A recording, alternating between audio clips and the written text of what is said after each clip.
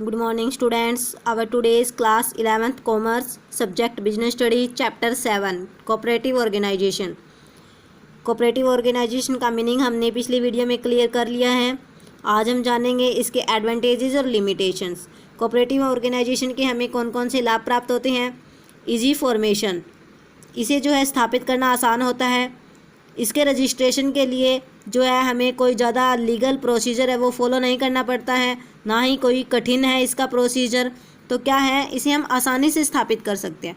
Limited liability, जितने भी members होते हैं उनकी लाइबिलिटी क्या होती है, लिमिटेड होती है। कहाँ तक, या तो जितने उन्होंने शेयर खरीदे हैं या जितनी उनके द्वारा गारंटी दी गई है। स्टेबिलिटी यानी कि स्थायित्व, इसकी जो है एक अलग अस्तित्व होता है। कोऑपरेटिव सोसाइटी जो है स्टेबल अपना काम करती रहती है। स्टेबिलिटी का मतलब क्या है कि अगर किसी मेंबर्स की डेथ हो जाती है या कोई मेंबर धोखा दे देता है तो उससे क्या है, इसके अस्तित्व पर कोई इफेक्ट नहीं पड़ता है। ये जो है अपना कार्य सुचारू रूप से करती रहती है। डेमोक्रेटिक मैनेजमेंट, यानी कि इसमें जो मैनेजमेंट है वो डेमोक्रेटिक होती है। किस प्रकार से, क्योंकि जो भी सदस्य मैनेजमेंट के लिए जो भी सदस्य चुने जाते हैं वो वोट के आधार पर चुने जाते हैं और एक मेंबर को एक ही वोट देने का अधिकार होता है। तो जो भी व्यक्ति चुने जाते हैं वो क्या करते हैं, सभी की सहमति से चुने जाते हैं। तो मैनेजमेंट जो है वो डेमोक्रेटिक होती है। लेसर ऑपरेटिंग एक्सपेंसेस, इसको संचालन के लिए ज़्यादा जो है हमें एक्सपेंस नहीं करना पड़ता, ज़्यादा खर्चे नहीं उठाने पड़ते, क्योंकि जो व्यक्ति इसको संचालित करते हैं वो क्या होते हैं, कमेटी के मेंबर्स होते हैं। वो जो है बिना रेमुनरेशन के, बिना सैलरी के जो अपनी सर्विस प्रोवाइड करवाते हैं। ना ही हमें जो प्रोडक्ट सोसाइटी बेच रही है उसके लिए जो है एडवर्टाइजमेंट की आवश्यकता पड़ती है। ठीक है, तो ये क्या है, इससे ऑपरेटिंग एक्सपेंसेस इसके कम होते हैं। टैक्स एडवांटेज, कोऑपरेटिव सोसाइटीज़ जो है इन्हें जो भी इनकम होती है इनमें इनकम टैक्स से छूट दी जाती है, और जो भी इनकी स्टैंप ड्यूटी, रजिस्ट्रेशन फीस है, इनमें भी इन्हें कुछ ना कुछ छूट दी जाती है। स्टेट पैट्रोनेज, यानी कि सरकार द्वारा संरक्षण, सरकार इन्हें संरक्षण किस प्रकार से प्रदान करती है, सरकार जो है इन्हें समय समय पर जो है ऋण देती रहती है, ग्रांट देती रहती है, जिससे क्या इनकी सहायता होती है। सरकार जो है इनके प्रति लिबरल एटीट्यूड अपनाती है, क्योंकि इनका जो उद्देश्य होता है गरीब लोगों की सहायता करना होता है। Supply of goods at cheaper rates, जो भी माल सोसाइटी हमें उपलब्ध करवाती है अपने मेंबर्स को, वो कैसे उपलब्ध कराती है, सस्ते दामों पर। तो ये इसका एक लाभ है। चेक ऑन अदर बिजनेस, जो दूसरे बिजनेस हैं, बिजनेस ऑर्गेनाइजेशन है, वो क्या करते हैं, पहले जो भी कोऑपरेटिव ऑर्गेनाइजेशन के द्वारा अपने प्रोडक्ट्स का प्राइस रखा गया है उसको ध्यान में रखते हैं।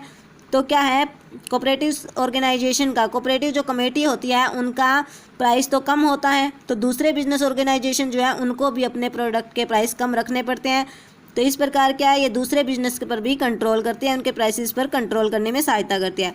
इकोनॉमिक डिसेंट्रलाइजेशन, अगर कोऑपरेटिव सोसाइटियाँ ना हो तो क्या होगा कि बड़े बड़े जो बिजनेसमैन हैं वो अपने प्रोडक्ट का अपनी मर्जी से प्राइस रखेंगे, जिससे क्या है, सारा पैसा, कंज्यूमर का सारा पैसा जो है बड़े बड़े बिजनेसमैन हैं उनके पास इकट्ठा हो जाएगा। लेकिन कोऑपरेटिव सोसाइटी क्या करती है, ये सस्ते दामों पर उपलब्ध करवाती है गुड्स अपने मेंबर्स को, जिससे क्या होता है कि दूसरे बिजनेस भी इनके प्राइसेस को ध्यान में रखते हैं और सारा जो पैसा है वो बड़े बड़े बिजनेसमैन के पास इकट्ठा नहीं होकर क्या कहलाता है, डिसेंट्रलाइजेशन, यानी कि उसका विकेंद्रीकरण हो जाता है। सारा पैसा एक ही जगह पर इकट्ठा नहीं हो पाता।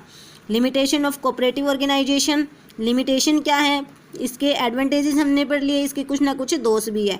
दोष क्या है, लैक ऑफ कैपिटल, पूंजी की कमी, जो भी कोऑपरेटिव सोसाइटी के मेंबर्स होते हैं उनके पास क्या है, फाइनेंशियल रिसोर्सेज की कमी होती है, तो जिससे क्या है, इनके पास जो पूंजी है वो कम होती है, पूंजी की कमी इनमें रहती है। इनकम्पिटेंट मैनेजमेंट, अकुशल प्रबंध, मैनेजमेंट कौन करता है, जो भी सदस्य कमेटी द्वारा चुने जाते हैं वो इसे मैनेज करते हैं, लेकिन वो क्या है, उन्हें मैनेजमेंट में महारत हासिल नहीं होती है, और वो क्या है, बिना सैलरी के जो अपनी सेवाएं प्रदान करते हैं, जिससे क्या उन्हें मोटिवेशन की कमी होती है। तो वो जो है सोसाइटी के कामों में ज़्यादा इंटरेस्ट नहीं लेते हैं, यानी कि यहाँ का जो मैनेजमेंट है वो सफिशिएंट नहीं होता है, वो अकुशल मैनेजमेंट इनका होता है। कैश ट्रेडिंग, कोऑपरेटिव सोसाइटीज़ क्या करती हैं, नगद माल बेचने को ही प्राथमिकता देती है। ठीक है, लेकिन जो गरीब लोग होते हैं उन्हें क्या करते हैं, उधार पर माल चाहिए होता है, जिससे क्या वो इनसे माल खरीदने में इंटरेस्ट नहीं लेते हैं। पॉलिटिकल इंटरफेरेंस, सरकारी हस्तक्षेप, सरकार जो है इन कमेटीज़ को समय समय पर ऋण देती रहती है, इनकी सहायता करती है, इनमें पैसे इन्वेस्ट करती है। तो वो क्या करती है कि अपने कुछ सदस्यों को भी इनकी मैनेजिंग कमेटी में जो है नॉमिनेट करती है। जब नई सरकार चेंज होती है, नई सरकार सत्ता में आती है, तो वो क्या करती है, उन सदस्यों को हटाकर अपने सदस्यों को नॉमिनेट करती है, जिससे क्या इसमें समय समय पर जो है सरकारी हस्तक्षेप जो होता है, राजनीतिक हस्तक्षेप यानी कि इंटरफेरेंस वो होता रहता है। लैक ऑफ मोटिवेशन, मोटिवेशन की जितने भी मेंबर्स हैं उनमें मोटिवेशन की कमी होती है। In the absence of individual motivations all keep quiet and don't want to work. Motivation की कमी होने के कारण जो है सभी मेंबर जो है वो शांत रहते हैं, वो काम करने में जो है इंटरेस्ट नहीं दिखाते हैं। लैक ऑफ पब्लिक कॉन्फिडेंस, जनता के विश्वास की कमी, जनता को भी इन पर जो है ज़्यादा विश्वास नहीं होता है, क्योंकि कुछ मेंबर्स होते हैं मैनेजिंग कमेटी में, कुछ मेंबर्स ऐसे होते हैं जिनका जो है रवैया जनता के लिए अच्छा नहीं होता, उनका व्यवहार अच्छा नहीं होता, जिस कारण क्या है जनता इन पर ज़्यादा विश्वास नहीं करती है, जनता का इन पर से विश्वास उठ जाता है। Lack of secrecy, cooperative societies को अपनी सारी रिपोर्ट्स और अपने सारे जो अकाउंट्स है वो कहाँ भेजने पड़ते हैं, रजिस्ट्रार के पास, जिससे क्या है इसकी सारी गुप्त बातें, इसके सारे सीक्रेट्स वो क्या है सार्वजनिक बन जाते हैं।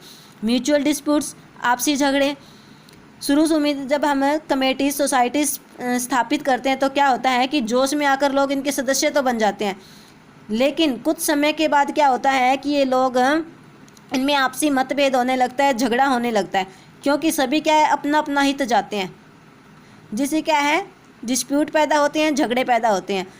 तो ये क्या है डिक्लाइन स्टेज पर जो है चली जाती है, अब ये सोसाइटीज़ विकास नहीं कर पाती। तो ये थी इसकी लिमिटेशंस। इसके एडवांटेजेस और लिमिटेशन को जानने के बाद हम ये कंक्लूजन जो है निकाल सकते हैं कि कोऑपरेटिव सोसाइटीज़ के कुछ लाभ हैं, लेकिन क्या है इसके लाभों को उठाने के लिए हमें पहले इसकी कमियों को दूर करना चाहिए। अगर इसकी कमियां हम दूर करते हैं तो इसके लाभों को हम उठा सकते हैं। Taking into consideration the advantages cooperative society, not only the small size society but some big size societies अब host started emerging in India. इनके जो है लाभों को देखते हुए इंडिया में न केवल छोटी बल्कि बड़े साइज़ की जो सोसाइटी है वो भी इस्टेब्लिश हो गई है। For example Indian farmers fertiliser cooperative यानी कि IFFCO is a big size cooperative enterprise. ये क्या है कोऑपरेटिव एंटरप्राइज है, किस बहुत बड़े आकार का है, इसकी कैपिटल जो है 250 करोड़ से भी ज़्यादा हो चुकी है।